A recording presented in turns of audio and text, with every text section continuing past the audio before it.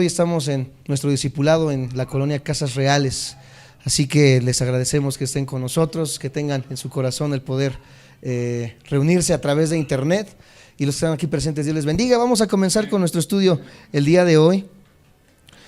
Semanas pasadas, ya llevamos aproximadamente 7 meses desde que comenzamos las reuniones aquí, días más, días menos, pero en los últimos 3 o 4 meses se ha visto ese empuje, ese ánimo, ese deseo de aprender, ¿verdad? Esa hambre que Dios pone en nuestros corazones para seguir entendiendo la palabra de Dios, y ha tomado fuerza este discipulado.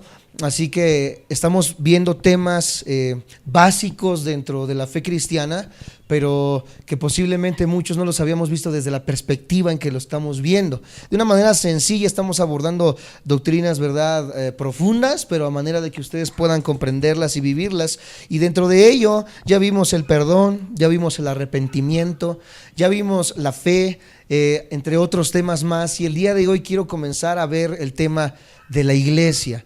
¿Qué es la iglesia?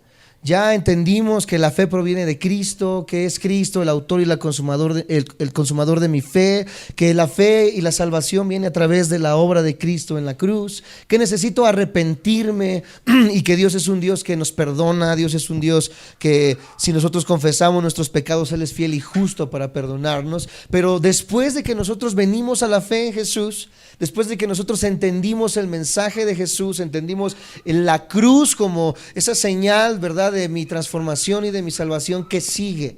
¿Qué hay después de ello? ¿Qué viene ahora como paso siguiente después de todo lo que viene alrededor de esto? Pues ahora viene la iglesia. ¿Qué es la iglesia? ¿Por qué nos reunimos? ¿Por qué estamos en este lugar? ¿Por qué asistimos los días domingos a un lugar de reunión? Y vamos a ver cosas preciosas en este tema de la iglesia. Dentro de la teología se le llama eclesiología, pero no lo voy a ver así tan profundamente, sino lo vamos a ver a grandes rasgos, lo que significa la iglesia, para que podamos comprenderlo. Así que síganme con mucho cuidado. Si tienen ya ahí sus libretas, sus plumas, vamos a comenzar con el tema del día de hoy. Vamos a definir primeramente qué es la iglesia. La definición de la iglesia básicamente es la comunidad de creyentes verdaderos. Así lo puedes apuntar si estás tomando nota. La iglesia es la comunidad de creyentes verdaderos. Comunidad de creyentes verdaderos. Y vamos a leer Mateo capítulo 16, versículo 18, para comenzar a entender quién fundó y quién comenzó la iglesia. Vamos a leer Mateo capítulo 16, versículo 18.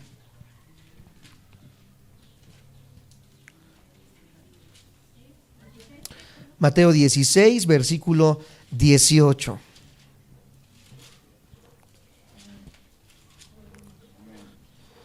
Si todo lo tenemos, vamos a darle lectura. Mateo 16, versículo 18. Si la mayoría lo tiene, me dice amén.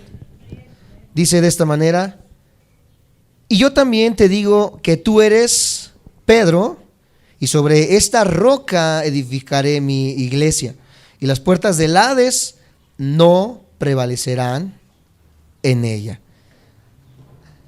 Este simple versículo se malinterpretó a lo largo de los años, a lo largo de los siglos, ya que la iglesia tradicional nos ha enseñado que el fundador de la iglesia, y donde la iglesia fue colocada y fue establecida, fue un hombre llamado Pedro, el apóstol Pedro.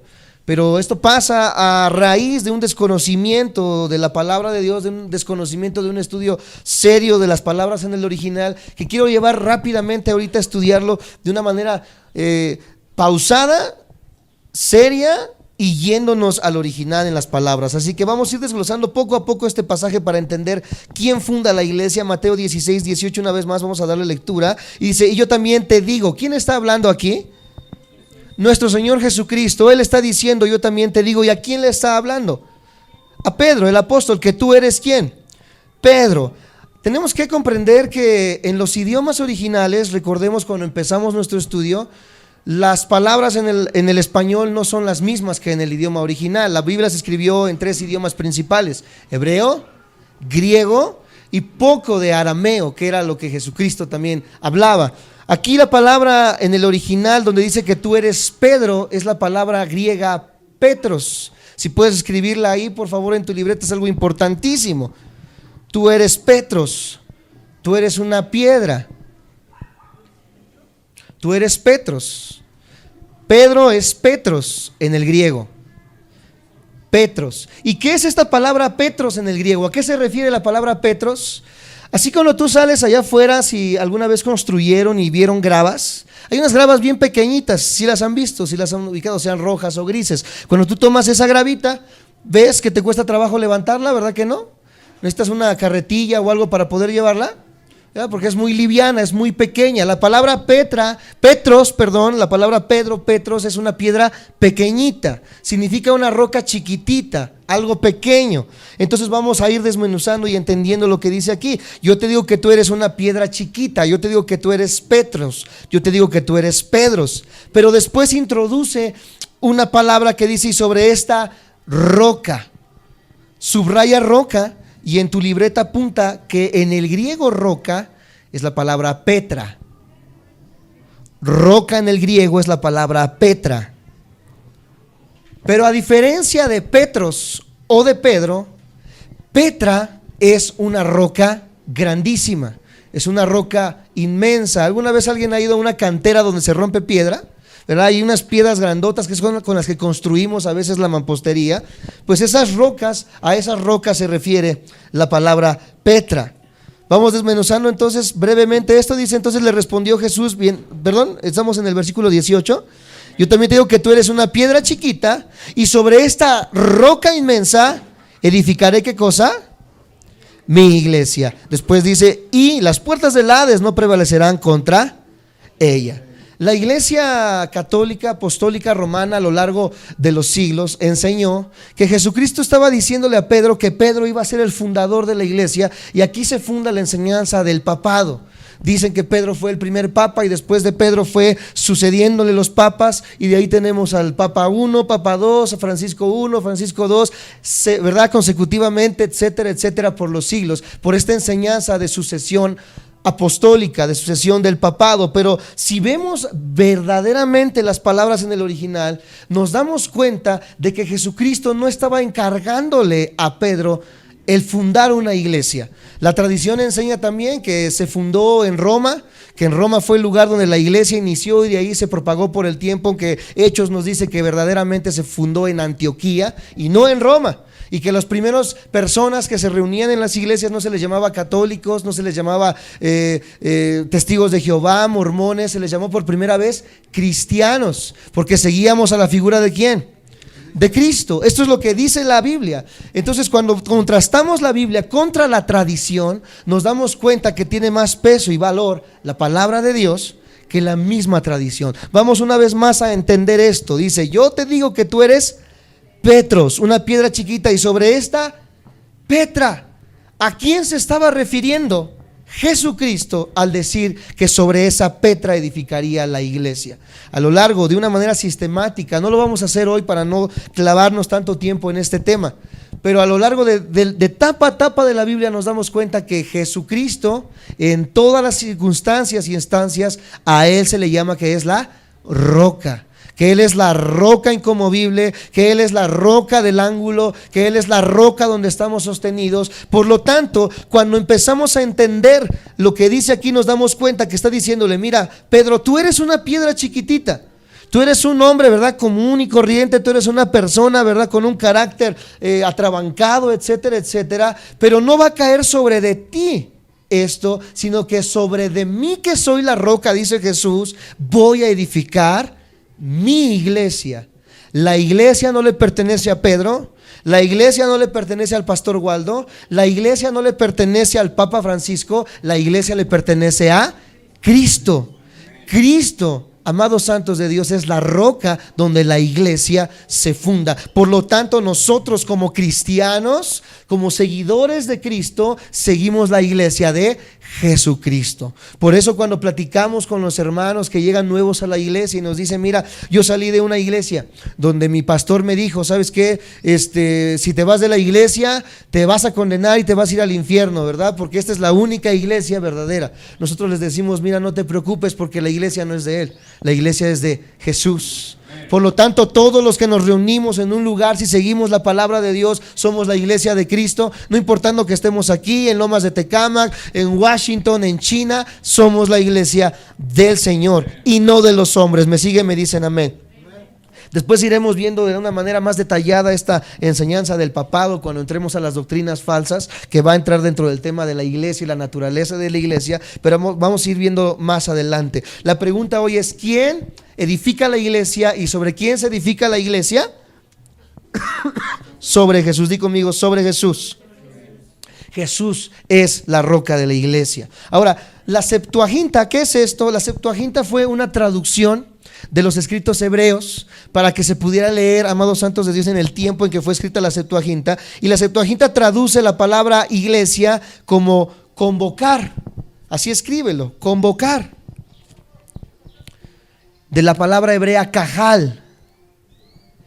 Convocar, de la palabra hebrea cajal, así con J. Aunque en el hebreo se pronuncia un poco feo la J o la H, se pronuncia como si estuvieras haciendo gárgaras. Se pronuncia cajal de esta manera. Entonces se pronuncia o se dice como convocación. También produce o traduce la palabra como eclesiazo, así como lo escuchaste, eclesiazo. Eclesiazo. Y significa asamblea. Asamblea. Y por último también la traduce como eclesia. Primero era cajal, segundo eclesiazo y después eclesia. Y eclesia es iglesia en el español. Literalmente, entonces, para entender qué es la iglesia, sencillamente es un grupo de personas que fueron convocadas para reunirse en el nombre de Jesús. Eso es la iglesia. Vamos a dejarlo bien cimentado en esta noche. La iglesia no son 4 paredes. Se ha tenido la idea de que dicen vamos a la iglesia y piensan que la iglesia es un monumento enorme, piensan que la iglesia es un edificio construido, es un plano arquitectónico, pero la iglesia no son 4 paredes. Amados santos de Dios, la iglesia es donde todos nosotros nos reunimos. ¿Qué estamos haciendo en esta noche? Estamos haciendo la iglesia. Nosotros y no el lugar es la iglesia. ¿Me siguen? Nosotros y no el lugar es la iglesia. Tú eres la iglesia, yo soy la iglesia. Y la iglesia se forma cuando nosotros somos convocados. Por eso qué importante que el apóstol nos dice que no dejemos de congregarnos. ¿Por qué? Porque la iglesia se forma cuando el hermano Panchito, la hermana Juanita y el hermano Isaí se juntan para adorarle, para leer la palabra y para perseverar en el estudio. Y cuando estos hermanos se juntan, se forma la eclesia, la iglesia. Por eso qué importante que nos demos cita cada martes, cada jueves allá en Huicholes, cada domingo, porque estamos formando la iglesia de Cristo y no la iglesia, repito, del pastor Waldo o de cualquier otro pastor. Nosotros presidimos la iglesia, enseñamos a la iglesia, pero no es nuestra la iglesia es de Cristo. ¿Me siguen? Me dicen amén. ¿Vamos bien hasta ahí? Existen marcas distintivas para saber que una iglesia es verdadera y que una iglesia es falsa. Y vamos a entrar a un tema que a mí me emociona por una parte, pero me entristece por otra parte. Porque así como hay iglesias verdaderas, también hay iglesias falsas. A los que nos siguen por internet y que se han dado cita para vernos a través de las redes sociales, la realidad es que hay muchas iglesias falsas. Muchas iglesias que predican todo menos el mensaje de Jesús. Y vamos a ver tres marcas que hace la iglesia, pero antes de entrar a esas tres marcas, quiero ver una muy importante, o sea que vamos a ver 3 más 1, que vamos a ver a grandes rasgos en esta noche, y espero que nos dé el tiempo para ver todas, si no nos vamos a concentrar en esta noche. La primera marca distintiva, que no es la que tenemos ahí apuntada, son las 3 que siguen, pero esta marca va extra a lo que quiero hablarles. Y esta marca distintiva de una iglesia, amados santos de Dios, es que predica la verdad. Predica la verdad. Pero vamos a ver algunas cosas que nos enseñan una iglesia falsa. Ustedes dirán, bueno, es que aquí vemos una lona que dice amor y verdad y dice que es iglesia. Allá al fondo, ¿verdad? Que casi entrando a lo que es Las Flores, dando vuelta hacia las torres, hay otra iglesia, ¿verdad? Aquí a la izquierda estaba viendo que había otra iglesia, ¿verdad? Hacia donde venden los pollos, se ve muy grande el lugar. O sea, hay muchas iglesias en las comunidades. Donde yo vivo también hay muchas iglesias, y a lo largo de México hay muchísimas iglesias. Ahora deja no solamente las iglesias cristianas, católicas, presbiterianas, bautistas, mormonas, de la Luz del Mundo, de los Testigos de Jehová, cientos y cientos y cientos de iglesias. ¿Cómo podemos distinguir cuál es la iglesia de Cristo y cuál es la iglesia falsa? Y aquí es donde tenemos que poner mucha atención y abrir nuestros ojos, porque cuando nosotros no entendemos, podemos meternos a una iglesia que predica la mentira. Vamos a ver algunas marcas en la Biblia, en Tito capítulo 1, acompáñenme por favor, a Tito capítulo 1, versículo del 10 al 11.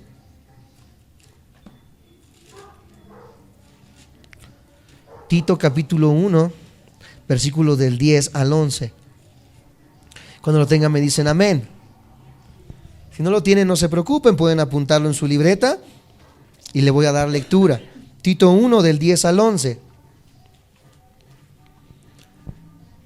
¿Algunos lo hemos encontrado?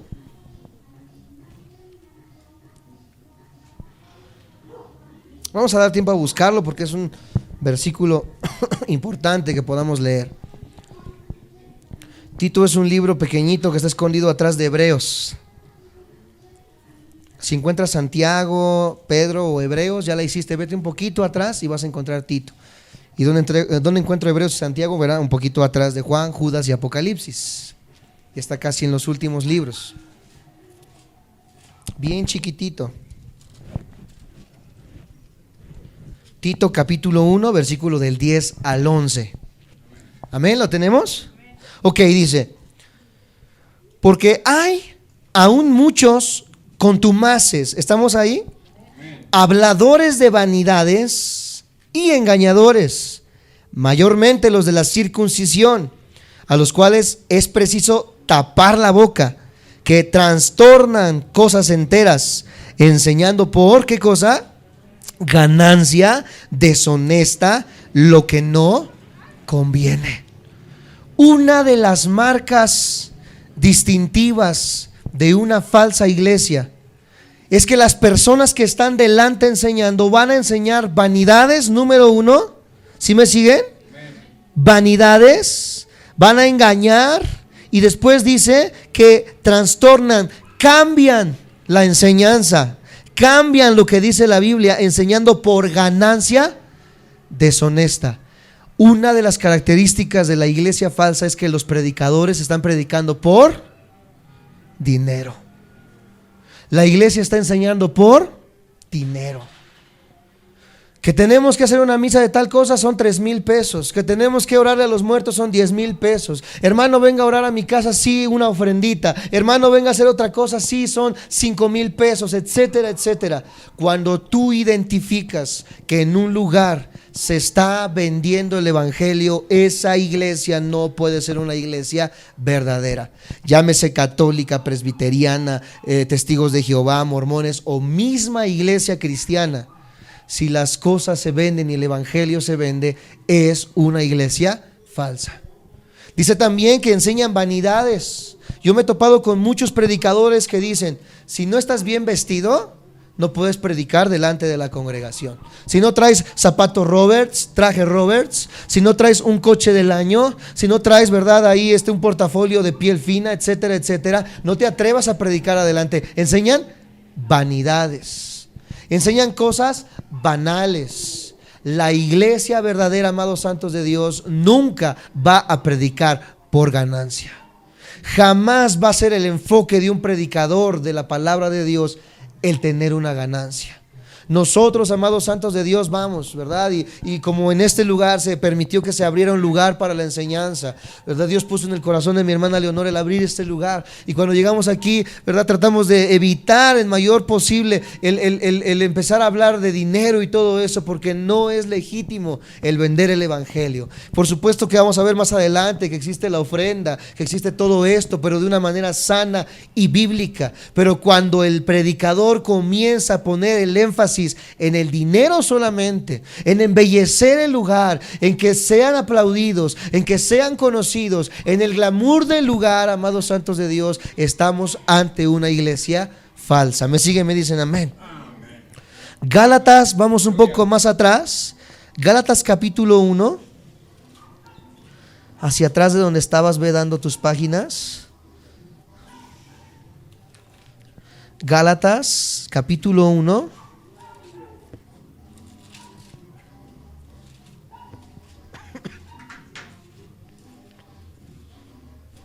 Versículo del 8 al 9. Cuando lo tengan me dicen amén. Gálatas 1 del 8 al 9. ¿Ok? Dice de esta manera. ¿Lo tenemos? Me dicen amén. Para ver todos que todos lo tengamos y leerlo junto conmigo. Dice: mas si aún nosotros. ¿De quién está hablando aquí? De los apóstoles. Los apóstoles, aquí está hablando el apóstol Pablo. Vamos despacio, Gálatas 1 del 8 al 9. No se preocupe, vamos despacito. Gálatas 1 del 8 al 9.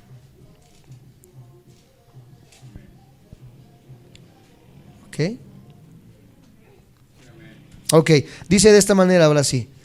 Mas si aún nosotros, está hablando el apóstol Pablo, o un que dice, un ángel del cielo os anunciare otro evangelio diferente del que hemos anunciado, sea anatema, significa maldito.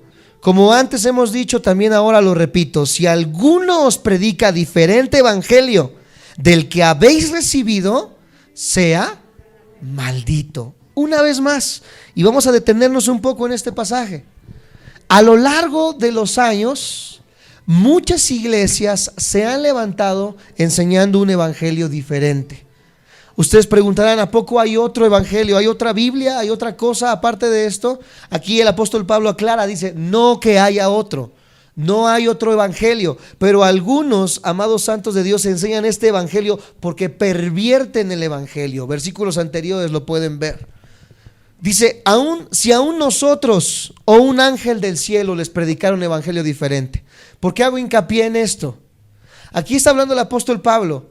Hermanito Miguel, hermanita Lucía, mis hermanos que están acá adelante, Victorina, Esperanza. Si viene el apóstol Pablo y se les presenta delante de ustedes, ¿qué dice?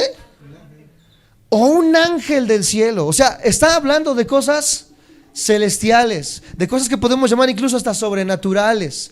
Si un mismo ángel se les presenta, ¿cuál es la condición o cuál es la reacción del ser humano cuando ve cosas de este tipo?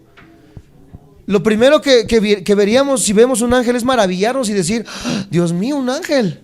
¿Verdad? Y trataríamos de darle adoración o algo porque estamos viendo un ser celestial de alguna manera.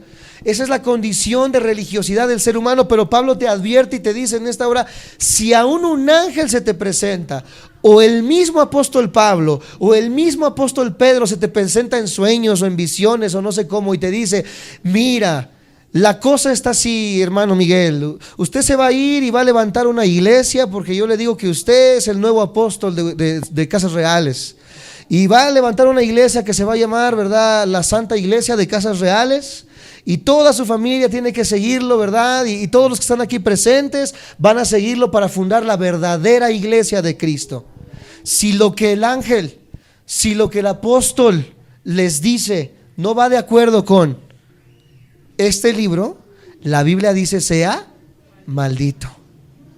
El problema es que el ser humano, cuando ve algo de este tipo, se asombra se maravilla. Por lo tanto, comprendemos y entendemos que así como hay milagros legítimos, también hay falsificaciones de milagros. No todo, dice un dicho, lo que brilla es oro. Pero es que en mi iglesia ocurren milagros, sí, pero ¿quién te dice que esos milagros verdaderamente sean de Dios? Pero es que en mi iglesia cae polvo de oro del cielo. Pero es que se me apareció en un hot cake la imagen de no sé quién. Es que un cheto tomó la forma del gorro del papa, etcétera, etcétera. Si no va conforme a lo que dice la palabra de Dios, dice el mismo apóstol Pablo, sea maldito. ¿Qué pasó con los mormones? Con José Smith, vamos a ver en algún momento esa historia. José Smith, ¿verdad? Fue un joven que a los 14 años dice que tenía el deseo de aprender la palabra de Dios, pero en su deseo dice que se le presentó en una visión que el apóstol Pedro, Juan y el apóstol no me acuerdo quién otro, fueron 3 los que se le presentaron y que le dijeron que él era el escogido para formar la iglesia de Jesús. Después dice que se le presentó un ángel que se llamaba Moroni, hágame usted el favor. Y que este ángel Moroni le dijo que iba a encontrar unas tablillas de oro, etcétera, etcétera. Si llegan a tener en sus manos el libro del Mormón, ahí pueden ver la historia, o en internet, googleenlo ahí. Este hombre dice que vio a este ángel y que el ángel le dijo que él era el que iba a fundar la verdadera iglesia. Si él hubiera leído Gálatas 1, versículo 8, hubiera entendido que aunque se te presentara quien se te presentara, aún así fuera un ángel del cielo y no fuera de acuerdo con este libro, lo tendríamos que llamar maldito. Reprende la visión, porque esto no viene de parte de Dios. Tenemos que tener mucho cuidado porque hoy las iglesias falsas están constantemente diciendo que tienen visiones, sueños, etcétera, etcétera, que vieron que un dragón dio vueltas en la iglesia y que un caballo andaba brincando y que ángeles alrededor, etcétera, etcétera. Yo de niño veía todo esto y decía, bueno, a mí ni un potrillo se me presenta. Y ellos ven un montón de cosas, ¿verdad? Si las cosas que ellos dicen no van de acuerdo a este libro es lo que nos rige, es lo que nos guía, es lo que nos manda.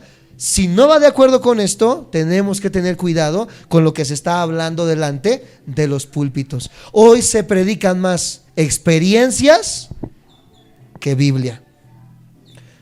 Que hermanos, que hoy en la mañana me levanté y sentí en el espíritu, ¿verdad? Mientras me lavaba los dientes, que me van a tener que entregar sus llaves de sus coches y 5,000 pesos cada uno, porque así Dios lo quiere, mis hermanos. Así es, de verdad, se escucha así muy chistoso y todo, pero es la realidad de las iglesias hoy en día. Que hermano, que yo sentí de parte de Dios, ¿verdad? Que me van a tener que entregar su coche para el ministerio. Y muchos están cediendo ante la mentira de estos falsos predicadores y falsos maestros. La Biblia dice que si no va de acuerdo una vez más con lo que dice este libro, no podemos hacer caso a estos falsos maestros y falsos pastores. ¿Me siguen? ¿Me dicen amén? Amén. Como antes he dicho, dice el versículo 9, también ahora lo repito, si alguno os predica diferente evangelio del que habéis recibido, sea anatema. Aquí tendríamos que aclarar cuál es el evangelio de Cristo. Tendríamos que hacer una enseñanza más profunda de qué es el evangelio, pero lo vamos a ver más adelante. ¿Qué es el evangelio? Pero si cualquiera que venga y te diga que Jesucristo no murió en la cruz, o que Jesucristo tenía de novia a María Magdalena, como está de moda ahorita con lo del Código Da Vinci y con la nueva serie que salió en el 7, ¿verdad? De María Magdalena, tanta tergiversación de la palabra de Dios que están tratando de desvirtuar el mensaje de la Biblia. Todo lo que no vaya conforme a este libro tenemos que desecharlo. Aunque haga llover oro del cielo, aunque parezcan milagros, aunque parezca bueno, si no va de acuerdo con este libro, no proviene de Dios. Es aquí donde comienza el conflicto del ser humano y del cristiano en decir, prefiero seguir las falsas enseñanzas o prefiero seguir la verdad de Dios. Y como cristianos tenemos que seguir ¿qué cosa? La verdad de Dios. Por supuesto, los que nos ven por internet, para que no crean que somos, ¿verdad?, cesacionistas. Yo sigo creyendo que Dios sigue haciendo milagros, por supuesto. Dios sigue obrando en dones, por supuesto. Dios, ¿verdad?, puede hablarnos al día de hoy, por supuesto. Pero hoy se ha llevado al extremo todo esto, al grado de que solamente buscan el beneficio propio los pastores. Amados santos de Dios, no entienden lo que el Evangelio nos dice.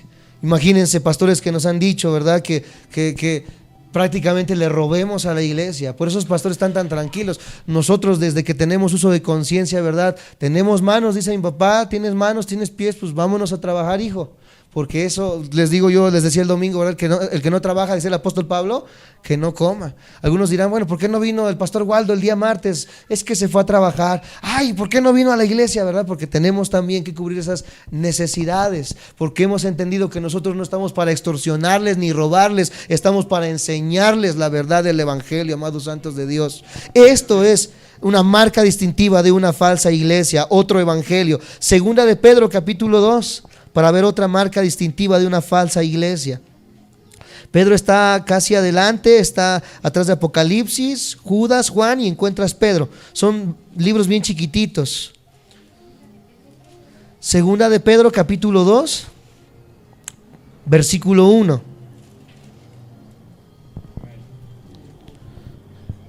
¿Lo tenemos? Ok, vamos a leerlo todos juntos. Dice, pero hubo también, escucha, hubo, ¿cuándo? Antes, ya hubo falsos profetas entre el pueblo. Y ahora introduce el tiempo futuro, como habrá entre vosotros, ¿qué cosa? Que introducirán encubiertamente herejías destructoras y aún negarán al Señor que los rescató, atrayendo sobre sí mismos destrucción. Antes ya hubo. Ahí estaba el profeta Baal, el Balaam. ¿Recuerdan cuando querían profetizar algo en contra del pueblo de Dios y que la burra le habló? Un burro le habló como un milagro a Balaam, porque hubo falsos profetas antiguamente. Hoy en día también iba a haber falsos profetas. Ahí ven en el canal 7.2 por ahí de la 1 o 12 de la tarde, que está un señor en un escritorio hablando así bien bonito y dice, ven aquí a Río Consulado y tenemos nuestra oficina para atenderte. Y nosotros, y te adivinan las cosas. ¿Sí lo han visto? Y tú llamas y le dices, mire, tengo problemas. Él te dice, no me digas nada, mira, yo sé que tienes problemas con tu esposo, que te dejó y que tiene un amante, etcétera, etcétera. Personas que de alguna manera entienden ciertas cosas de las que tú estás pasando. Pero la Biblia dice que habría falsas manifestaciones de profecía. Personas que van a venir a ustedes y que parcialmente van a conocer la verdad, pero solamente Dios puede conocer toda la verdad. Él es el que conoce todas las cosas. Como ejemplo, para que me entiendan, estoy hablando de la brujería. Para que me entiendan, por ahí de 1960 y tantos, hubo un presidente que fue asesinado, creo que fue Kennedy, si lo recuerdan, allá en Texas. Y se levantó una bruja diciendo, ¿verdad? Semanas antes, yo veo sangre en Texas. Esta persona, ¿verdad?, dijo esto, la gente empezó a pensar, bueno, ¿de qué se trata lo que está diciendo? Y después asesinan al presidente Kennedy. Pues después todas las personas estaban diciendo que esta señora era una profeta de Dios y que Dios la había revelado. Después nos dimos cuenta que esta señora dijo más cosas y que ya nada se le cumplió, solamente le atinó a una cosa en su trayectoria. Hoy en día está de moda otra señora ahí que se llama, señor, porque no es señora, llamada Moni Vidente, si la han escuchado por ahí, ¿verdad? Y no se hagan, porque sí la han escuchado. Ahí en el 2 o en el 13, ¿verdad?, salía esta señora, señor, encubierta de señora, ¿verdad?, diciendo que el Cruz Azul iba a ganar y que no sé qué tanto, y bueno, no ganó. Y quién sabe si gane, porque ya lleva muchas rachas sin ganar. Y entonces dicen cosas que van a suceder, pero no suceden. ¿Por qué? Porque dice la Biblia que se introducirían falsos profetas, falsos maestros. Amados santos de Dios, no todo el que te diga, yo vengo de parte de Dios, va a ser de Dios. Tengan cuidado. Gracias a Dios que ustedes llegaron a una iglesia, ¿verdad?, donde tratamos de estudiar la Biblia sistemáticamente, pero no saben cuántas personas están cayendo en las garras de estos falsos profetas, de estos falsos maestros que enseñan cualquier cosa menos la palabra de Dios. Entonces vemos 3 marcas distintivas de una falsa iglesia. Número 1, buscan ganar dinero deshonestamente. Número 2, predican un evangelio diferente, aún con milagros. Y número 3, ¿qué cosa? Falsos profetas y falsos maestros. Se dan cuenta, los que nos ven por internet, vamos a hacerlo así bien personal, y los que estamos aquí, ¿se dan cuenta de la condición en la que se encuentra la iglesia hoy en día?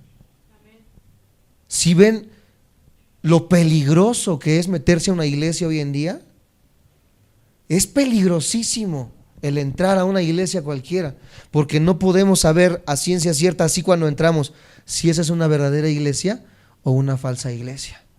Y podemos ver más marcas, ¿verdad? Que no tengo ahorita el tiempo para poder decirles, donde hay conflictos entre hermanos, donde ya el pastor se metió con la del coro, ya hubo ahí adulterio y tantas cosas que hay, ¿verdad? Violaciones, de verdad cosas tan horribles que hay dentro de la iglesia. Así está la condición de la iglesia hoy en día. Por eso mi interés de que ahora que conocen las bases principales de lo que es la fe cristiana, ahora podamos comprender lo que es la iglesia verdadera. Porque la iglesia está mal y tenemos que tener cuidado en dónde nos metemos. Gracias a Dios, vuelvo a repetir, que Dios nos ha despertado y nos ha hecho entender la verdad de la palabra de Dios para no caer en las garras de estos falsos pastores y maestros. ¿Cuánto tiempo llevamos, Yaeli? Vamos un poquito más adelante, unos minutos más. ¿Cuál es ahora una marca distintiva de una verdadera iglesia? Ya vimos las de la falsa iglesia. Les decía al comienzo que es que predica la verdad. La predicación correcta de la Biblia es una marca distintiva de una verdadera iglesia. Toda iglesia que predique un evangelio diferente, errado o tergiversado es una falsa iglesia. Puedo poner muchos ejemplos. Los testigos de Jehová, el mormonismo, los adventistas del séptimo día han tergiversado la Biblia, han cambiado la Biblia y han enseñado un evangelio diferente, amados santos de Dios. La pregunta importante es ¿cómo podemos diferenciar y entender cuál es la verdadera iglesia para no meterme en donde no debo? Precisamente lo vamos a entender y aprender cuando leamos y estudiemos seriamente este libro. Este libro nos va a dar el camino, va a ser como la lámpara que brilla en un lugar oscuro. Así cuando se va la luz, tú buscas tu teléfono y prendes la lamparita para poder caminar. De igual manera la Biblia es esa lámpara que brilla en el lugar oscuro para que tú sepas dónde caminar. ¿Cómo vas a saber en qué iglesia te vas a meter, si es verdadera o falsa? Con la luz de la Biblia. Dicen los salmos, lámpara es a mis pies tu palabra y lumbrera mi camino. Este libro es una luz que nos abre el paso para entender y saber dónde debemos estar. Vamos a ver más a fondo esto más adelante, así que hoy no nos vamos a detener en esto, pero hoy vamos a estudiar. Yo quise entrar con esta introducción para que viéramos la gravedad de la iglesia en la que se encuentra, pero la iglesia verdadera, ¿cuál es el propósito de la iglesia verdadera? ¿Cuáles son sus propósitos? Vamos a ver 3. Hoy creo que nada más vamos a alcanzar a ver 1 para terminar en esta noche. El primer propósito de la iglesia es el servir a Dios. Di conmigo, el servir a Dios. Nosotros le llamamos ministerios. Entonces tú puedes poner como sinónimo servir o ministerio. ¿Han escuchado esa palabra alguna vez? Ministerio. Ministerio es una forma de servir, es una forma de servicio. A eso se refiere la palabra ministerio, para que vayamos entendiendo también las palabras que utilizamos como iglesia. Hace muchos años nos llamábamos ministerios Visión Cristiana, y hoy el grupo que tenemos es Amor y Verdad Ministries en inglés, Amor y Verdad Ministerios. Son áreas de servicio donde servimos, y la primera área o el primer propósito que hace la iglesia es servir a Dios. ¿Me siguen? ¿Me dicen amén? Amén. El ministerio o el servicio a Dios, y esto se enfoca en primer lugar a la adoración. Adoración.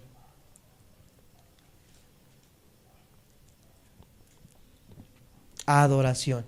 Hay muchos tipos de adoración. En la Biblia nos enseña muchos tipos. Hoy quiero centrarme en uno de ellos, y es con relación a la adoración hacia Dios. Vamos a leer Colosenses capítulo 3, versículo 16.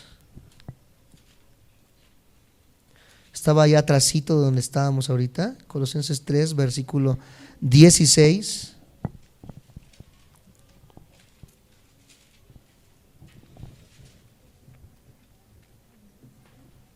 (3:16)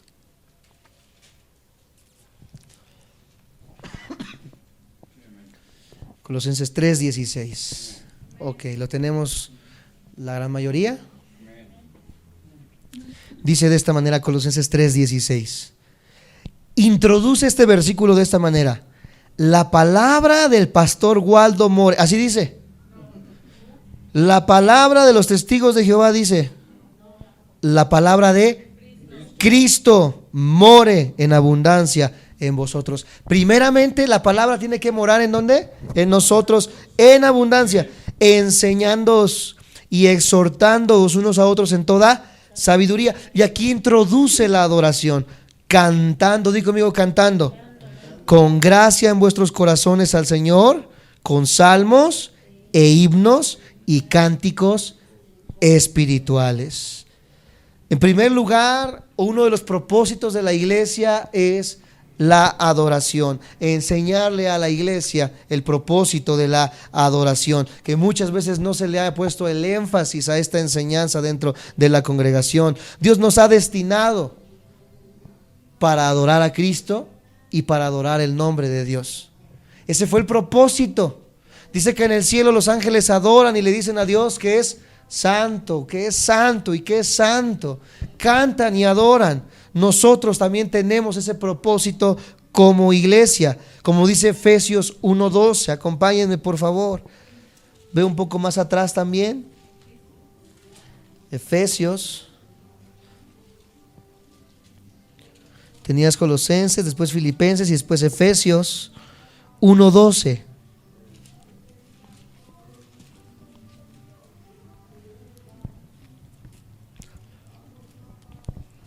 Efesios 1:12, lo tienen, me dicen amén. Dice, a fin de que seamos, ¿cuál es el fin? Para la alabanza de su gloria. Nosotros los que primeramente esperábamos en Cristo. El propósito de la alabanza es la alabanza de Dios y no nosotros, ni nuestra alabanza. La adoración en la iglesia no es meramente preparación, no es meramente glamour, no es meramente el decir, ¿verdad? Tocan bien bonito. No es meramente decir, hay varios instrumentos, etcétera, etcétera. Cuando nosotros cantamos, lo estamos haciendo para la alabanza ¿de quién? Tenemos que tener entonces importancia en qué estamos cantando a nuestro Dios. ¿Me siguen? ¿Me dicen amén? Por eso Pablo en Efesios ahí mismo 5, acompáñenme, versículo 16 y 19, 16 al 19, Efesios 5, 16 al 19.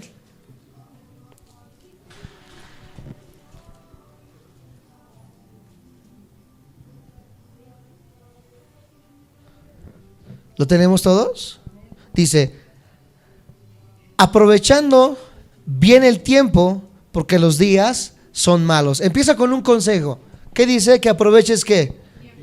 Por tanto, no seáis insensatos, sino entendidos de cuál sea la voluntad de Dios. ¿Cuál es la voluntad de Dios? Nos lo dice en el versículo 18. No os embraguéis con vino, en lo cual hay disolución. Antes bien sed llenos ¿de qué? Del Espíritu. Dice el versículo 19, ¿cómo? Hablando entre vosotros con salmos, con himnos y cánticos espirituales, cantando y alabando al Señor en vuestros corazones. La iglesia, amados santos de Dios, debe de tener un énfasis, pero no hacerlo, ¿verdad? Una devoción, ¿cómo explicarlo? Ponerlo en primer lugar, porque las tres marcas que vamos a ver están en el mismo lugar. Pero la alabanza es importante dentro de la iglesia. El aprender a cantar, el aprender a adorarle, el aprender a saber que lo estamos haciendo para Él. Cuando ustedes se dan cuenta, los cristianos, los que ya llevamos tiempo en el evangelio lo sabemos, los que son nuevos no tanto, ¿verdad? Nosotros cuando escuchamos música, escuchamos o tratamos de escuchar música que exalte el nombre de Dios, que alabe el nombre de Dios, que hable acerca de Cristo. Y esto, para aclarar, no está peleado en lo absoluto con los ritmos. No tiene nada que ver la alabanza a Dios con los ritmos, amados santos de Dios. Lo que tenemos que ver es que lo que se está cantando exalte y adore ¿a quién? Y no a mí solamente, y no a mi gusto solamente, y no a lo que yo quiero solamente, sino que lo que hacemos exalte el nombre de Dios. Yo recuerdo que a los 13, 14 años de edad, si me vieran a esa edad, por ahí en Facebook tengo una foto, a los que me tienen en Facebook, si me vieran a esa edad, yo empecé cantando rap. Aunque ahorita me ven así con camisita y todo, me vestía con unas playeras que parecían vestidos de Cenicienta en aquel tiempo. Hasta la rodilla me llegaban. Unos pantalones que cabían como 4 Isaís en esos pantalones.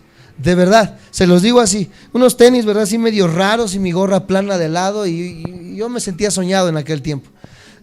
Y fui llamado a través de esa música.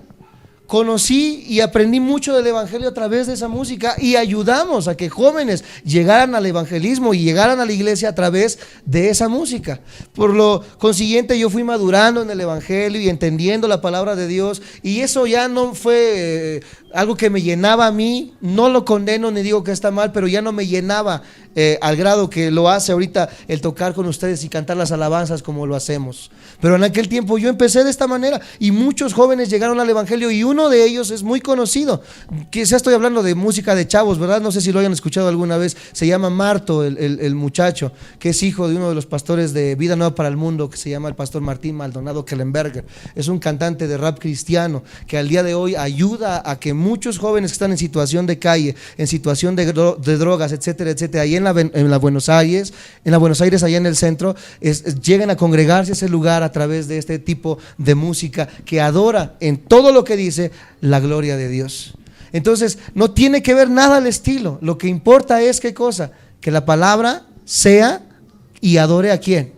A Dios. Debe ser un enfoque y un énfasis en la iglesia, amados santos de Dios, porque para eso fuimos creados. Que los cánticos adoren a Dios, que la alabanza adore a Dios. Por supuesto, aquí adelante no nos vamos a cantar rap ni nada de eso, ¿verdad? Que se vería medio raro que yo empiece a decirles a ustedes yo y levanten las manos. Imagínense cómo sería esto, ¿verdad? Sabemos que hay lugares y formas de poder cantar y adorar, y la iglesia dice que nos invita a que sea como con cantos, himnos espirituales, que alabemos a Dios en espíritu y en verdad, dice la palabra de Dios. Que en la congregación, ¿verdad? En vez de traer un éxtasis, que la gente se emocione y en su carne empiece a dar vueltas como locos, etcétera, etcétera. Esto no es el propósito de la alabanza. El propósito de la alabanza es cuando ustedes escuchen las canciones, sean llenos en sus corazones.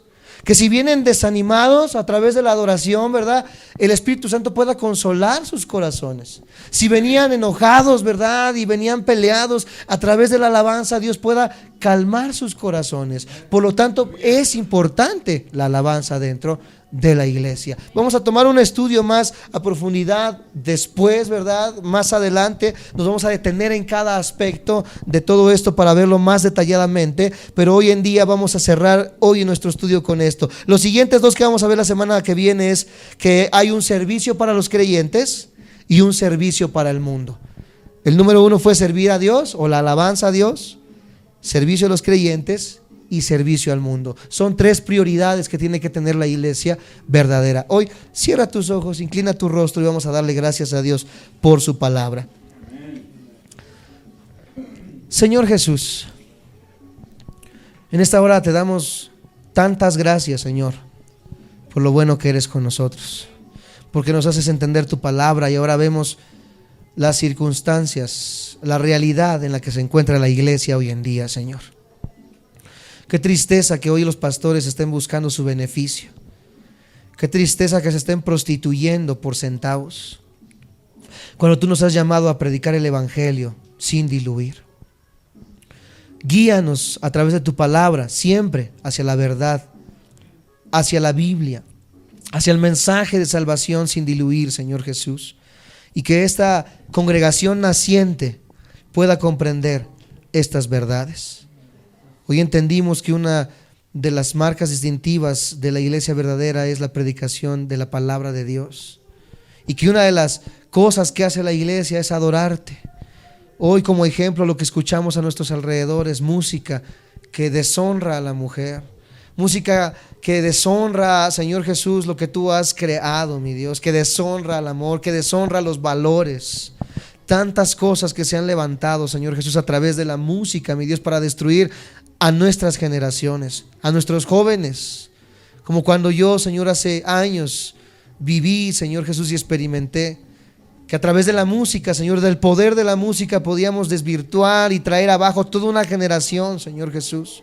Por eso qué importante es que la iglesia pueda comprender, Señor, que la alabanza es algo glorioso y es algo poderoso, Señor Jesús, para también manifestar tu gloria, Señor.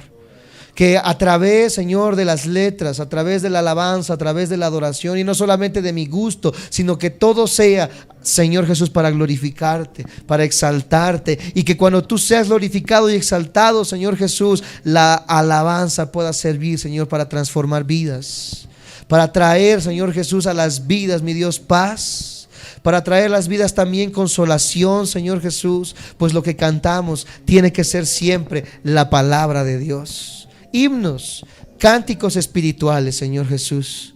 Deseamos siempre, mi Dios, el exaltarte, el adorarte a ti. Y te pedimos, Señor Jesús, que siempre nos permitas ir en este camino, que nunca nos dejes desviarnos de la alabanza y la adoración a ti, Señor. Que no el glamour de la música, Señor Jesús, que no, Señor, el glamour de los instrumentos, de la moda, Señor, nos lleven solamente, Señor, a cantar letras vacías, sino que lo que cantemos siempre te glorifique y te exalte, porque tú eres el dueño de nuestra adoración, Señor Jesús. Que esta iglesia naciente en Casas Reales, que la iglesia allá en Lomas de Tecámac, y que las misiones que hemos de levantar a futuro siempre comprendan, Señor Jesús, el poder de la alabanza y la importancia de una alabanza de excelencia, Señor Jesús, pues no lo hacemos para el hombre, lo hacemos para ti, Señor. Te damos la gloria y la alabanza y te pedimos en esta hora que nos des sabiduría para que lo que vimos hoy, que fue algo fuerte, Señor Jesús, pueda quedar en nuestras vidas, en nuestras mentes, y podamos comprender, Señor, y discernir la iglesia verdadera de la iglesia falsa. Y te agradecemos que nos permitas estar en un lugar que se preocupa por la sana doctrina y por la verdad, mi Dios. Bendecimos este hogar, Señor Jesús, y te damos las gracias en el precioso nombre de Cristo Jesús. Amén. Dale un fuerte aplauso a tu Dios. Gloria a ti, Señor Jesús.